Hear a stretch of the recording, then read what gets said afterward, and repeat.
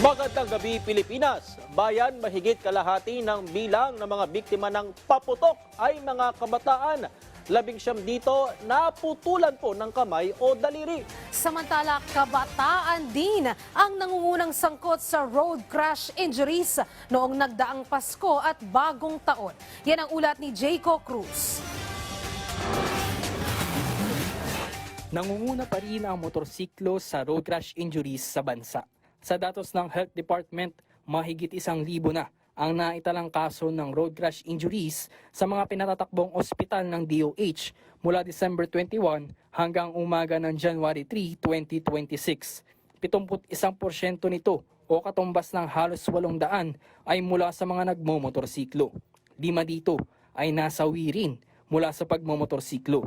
Isa rin sa ikinababahala ng DOH ay ang pagtaas ng bilang ng mga kabataang sangkot sa road crash injuries.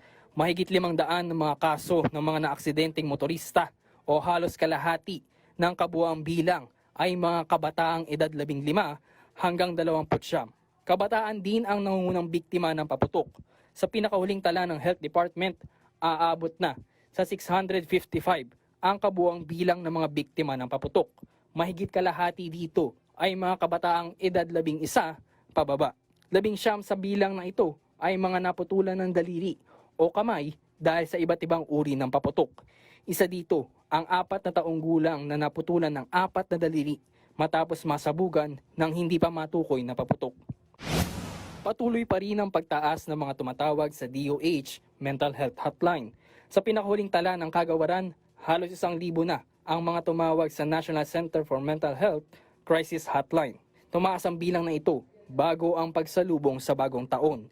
Kabilang sa mga pangunahing dahilan ng pagtawag ay problema sa relasyon o love life, anxiety at depressive symptoms. Para sa mga nais humingi ng tulong, nananatiling bukas ang mga crisis hotlines na makikita sa inyong screen. Jayco Cruz para sa Pambansang TV sa Bagong Pilipinas.